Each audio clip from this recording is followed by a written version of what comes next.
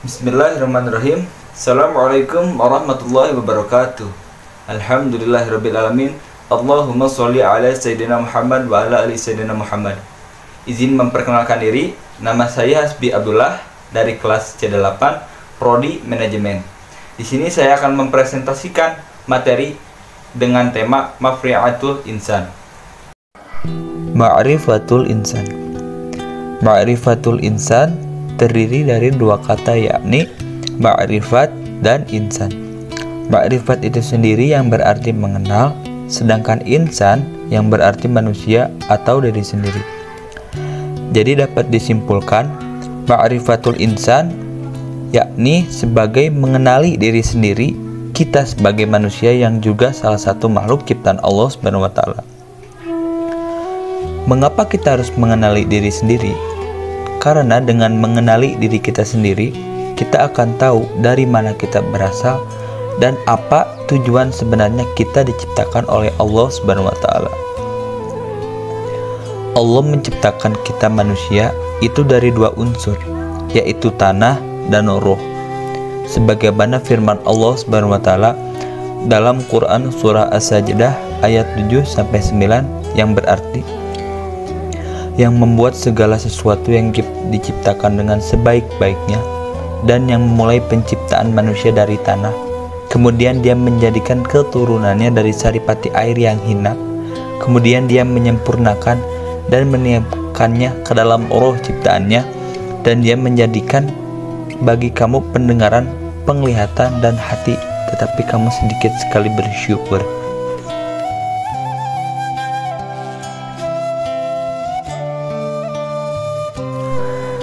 Setelah kita mengetahui dari apa kita diciptakan dan juga dari mana kita berasal, kita harus tahu hal apa yang ada pada diri manusia sehingga manusia dipandang sebagai makhluk yang lebih tinggi derajatnya dibandingkan dengan makhluk yang telah Allah ciptakan.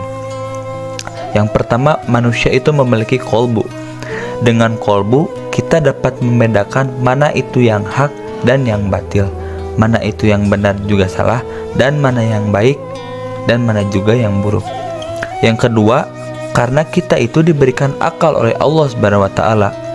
Karena dengan akal kita dapat memahami ayat-ayat Allah, dan jika dipakainya akal ini dengan baik dan benar, maka keimanan kita akan selalu meningkat dan kuat. Dan yang ketiga adalah jasad. Jasad ini menjadi unsur yang paling penting dalam diri kita. Jasad ini Allah berikan yang menjadi poin paling penting, karena tanpa jasad, tingkatan pengetahuan hanya akan menjadi impian dan teori yang kosong. Jasad juga menjadi perantara dan alat kita untuk senantiasa beribadah kepada Allah Subhanahu wa taala. Karena pada dasarnya tujuan manusia diciptakan oleh Allah Subhanahu wa taala hanya untuk beribadah dan taat kepada perintahnya, dengan melaksanakan perintah yang baik berupa perbuatan maupun perkataan yang berupa lahir maupun batin. Dan juga Allah perintahkan untuk menjauhi segala larangan yang telah Allah larang untuk kita lakukan. Selain untuk beribadah juga, Allah memberikan amanah kita untuk menjadi khalifah atau pemimpin di muka bumi. Karena Allah telah memberikan akal dan pikiran kepada kita sebagai umat manusia, sehingga manusia mampu memanfaatkan sumber daya yang ada dan menciptakan sebuah peradaban. Dan tugas khalifah adalah menegakkan hak dan keadilan di muka bumi ini, dan juga meninggikan kalimat Allah Subhanahu wa taala. Tugas kekhalifahan memang sangat berat, maka dari itu kolbu dan juga akal harus saling sinkron, harus tolong-menolong agar nilai-nilai dari Al-Quran bisa menyatu dengan kehidupan nyata yang ada di muka bumi ini. Dari dua amanah tadi, Allah sudah menyiapkan balasan atau Al-Ghazali.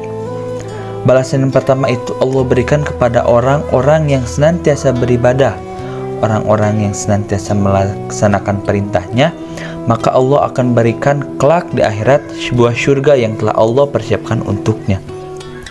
Lalu yang kedua, Allah telah berikan sebuah balasan kelak di akhirat kepada orang-orang yang lalai akan perintahnya dan lalai akan ibadah yang telah Allah perintahkan.